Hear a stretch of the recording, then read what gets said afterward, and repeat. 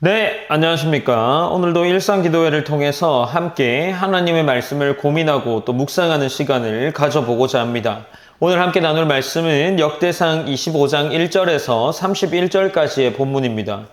오늘 본문은 성전 건축을 준비하면서 찬양대를 조직하는 내용이다라고 할 수 있습니다. 우리가 앞서서 몇 장을 살펴봐온 것처럼 다윗은 왕위를 계승하면서 사명을 계승해 줌과 동시에 성전과 관련된 직무들을 나누고 있습니다. 우리가 앞서 살펴본 23장에서는 비제사장 레위인들에 대한 직무를 나누는 것이고 24장에서 26장까지는 제사장 레위인들과 관련된 직무를 나눈다라고 할 수 있습니다. 오늘 25장 본문에서는 그것과 관련하여 찬양과 관련된 직무를 맡기는 본문이라고 할 수 있습니다. 성전에서 끊임없이 울려 퍼질 찬양에 대한 직무다라고 할 수 있죠.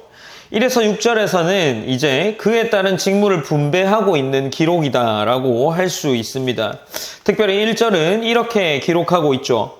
다윗이 군대 지휘관들과 더불어 아삽과 헤만과 여두둔의 자손 중에서 구별하여 섬기게 하되 수금과 비파와 재금을 잡아 신령한 노래를 하게 하였으니 그 직무대로 일하는 자의 수효는 이러하니라 라고 기록을 합니다.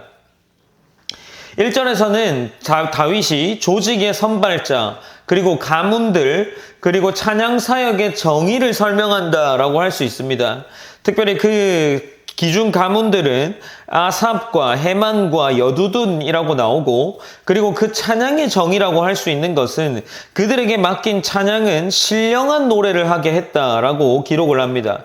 특별히 여기서 기록된 신령한 노래를 하게 했다라는 것은 예언하다라는 동사를 사용하여 기록한 것인데, 그렇다면 이 예언과 관련된 찬양을 생각해 볼 때 우리는 이렇게 고민해 보고 또 생각해 볼 수 있겠죠. 하나님의 말씀과 관련된 선포의 성격을 가진 영적인 사역이 바로 찬양이다라고 하는 겁니다. 즉 선지자적 찬양, 예배를 통한 예언이 찬양의 중심이었다라고 할 수 있는 겁니다. 그러니 그들 찬양을 하는 사람들이 하는 사역은 예언이었다는 거죠. 그렇게 우리가 생각해 볼 수 있는 겁니다. 그리고 이제 가문에 따라 나누어진 아삽의 자손은 8명이었고 여두둔의 자손은 6명, 헤만의 자손은 14명으로 나옵니다. 그들 모두 여호와를 찬양하며 감사하게 하며 수금으로 연주했습니다. 앞서 말한 것처럼 그들의 찬양은 단지 배경음악이 아니라 하나님을 높이고 회중의 마음을 이끄는 그런 영적인 사역이었다라는 것을 기억해 볼 수 있습니다. 특별히 이 찬양과 관련된 예를 들어서 말해본다면 법궤를 예루살렘으로 옮겨오던 날 아삽과 헤만이 부른 시편의 찬양이 있습니다. 그것은 시편 16편 8절에서 36절에 기록되어 있는데 내용은 하나님을 향해서는 감사이지만 그리고 찬양이지만 그것을 듣고 있는 백성에게는 가르침이며 심판과 구원의 선언이 된다라는 거죠. 그렇다면 어떻습니까? 지금 다윗이 이 찬양대를 조직하고 그 찬양대를 조직하면서 그들에게 맡긴 신령한 노래를 하게 했다라는 것은 곧 그들이 부르는 찬양이 하나님 앞에서는 찬양과 감사와 영광을 올려드리는 고백이 될 수 있지만 그것을 듣는 청중들에게는 그것이 하나님의 말씀에 대한 선포이자 가르침, 곧 교훈을 선언하는 것이 될 수 있다라는 것입니다. 그렇기에 그것이 예언이 될 수 있는 거죠. 그러니 이제 다윗이 이들을 세워 나가고 있는 겁니다. 6절에서는 이 사람들을 다 세우고 나서 이들이 다 그들의 아버지의 지휘 아래 재금과 비파와 수금을 잡아 여호와의 전에서 노래하며 하나님의 전을 섬겼으며 라고 기록을 합니다. 이제 그 아버지들은 모두 다윗 왕의 권세 아래 있었고 하나님의 아래 질서 있게 예배와 제사 그리고 국가의 기관으로서 찬양대가 조직되고 있다는 것을 우리는 확인할 수 있죠. 이제 세워진 찬양대는 어떻게 운영될까요? 앞서 말한 것처럼 동일하게 이 제사장들이 운영됐던 것처럼 24반차로 운영이 됩니다. 조편성이 기록되어 있는 것이 이제 7절부터 끝절인 31절까지의 본문이다라고 할 수 있습니다. 그렇게 반차로 기록되어서 그들을 섬기게 될 사람들의 인원은 7절에서 말하기를 그들과 모든 형제 곧 여호와 찬송하기를 배워 익숙한 자의 수효가 288명이라고 기록을 합니다. 그들의 인원은 모두 288명이었고 그들은 모두 숙련된 사람들이었습니다. 그리고 그들을 어떻게 직무를 맡기게 됩니까? 8절에서는 이 무리의 큰 자나 작은 자나 스승이나 제자를 막론하고 다 같이 제비 뽑아 직임을 얻었으니 라고 기록을 합니다. 그러니 지금 이 찬양대를 조직하고 직무를 맡기는 일에도 제비를 뽑는 하나님의 뜻을 구하는 그러한 일들을 계속해서 이루어가고 있다라는 거죠.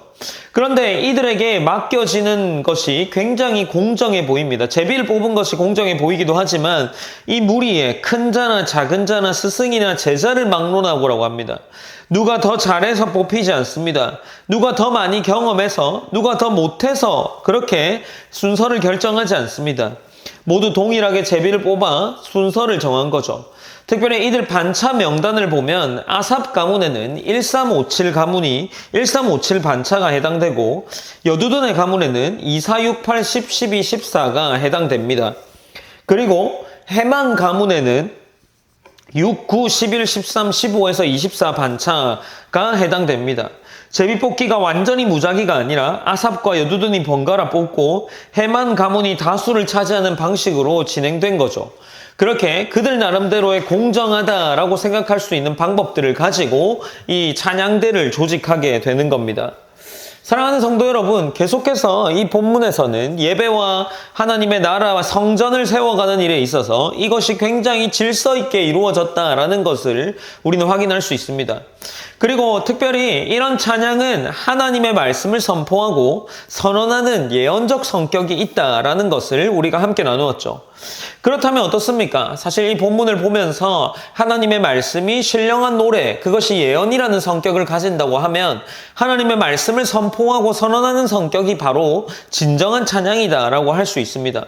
그러나 오늘날 우리의 고백이 우리 감정을 자극하는 데 있다면 우리는 그러한 것들을 조금 돌아보면서 이것이 과연 정말 하나님께서 원하시는 찬양일까 하는 것을 고민할 수 있어야 됩니다.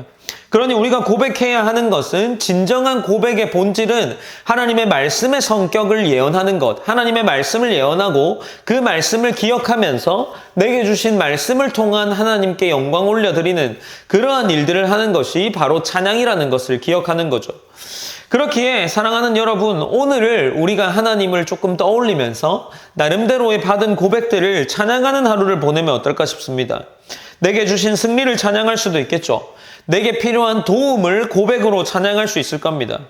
나름대로 우리 개인이 속한 자리에서 하나님께서 내게 주시는 마음을 찬양으로 올려드리는 그러한 하루가 되었으면 좋겠습니다. 그리고 그러한 찬양들의 제목들을 우리가 함께 나누며 나아갈 수 있었으면 합니다. 그렇게 하루를 보낼 수 있기를 기도합시다.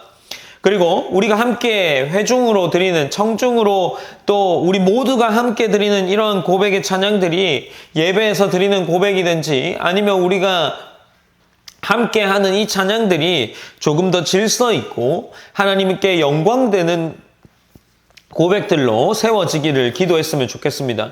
우리가 그렇게 오늘 하루를 하나님께 고백과 찬양의 그러한 고백들로 우리 오늘 하루를 보내시고 그렇게 기도하셨으면 좋겠습니다. 그리고 우리 교회가 조금 더 하나님을 찬양하는 일에 힘쓰고 또 하나님을 기억하고 그러한 일들에 더 질서 있게 예배 가운데 찬양이 질서 있게 세워지기를 기도했으면 좋겠습니다. 제가 기도함으로 오늘 일상 기도회를 마무리하도록 하겠습니다. 사랑의 하나님 감사합니다. 하나님 우리가 오늘도 어김없이 이 역대상의 말씀을 살펴봅니다. 특별히 직무를 맡기는 부분을 계속해서 살펴보고 있는데 이것을 볼 때 하나님께서 일을 세워갈 때 굉장히 공정하고 질서 있는 방법으로 세웠음을 확인했습니다.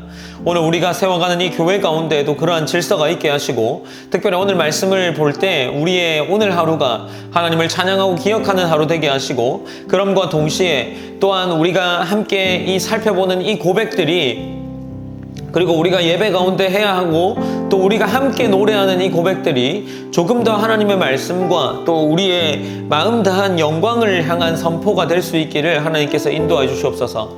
하나님, 우리의 삶 가운데 찬양이 가득하게 하시고 그 찬양이 하나님을 기억하게 하는 좋은 하나님 그러한 통로가 될 수 있도록 하나님 인도해 주시옵소서.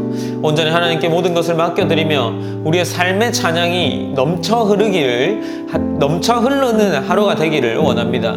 모든 영광 하나님께 올려드리며 살아계신 예수님의 이름으로 기도드립니다. 아멘.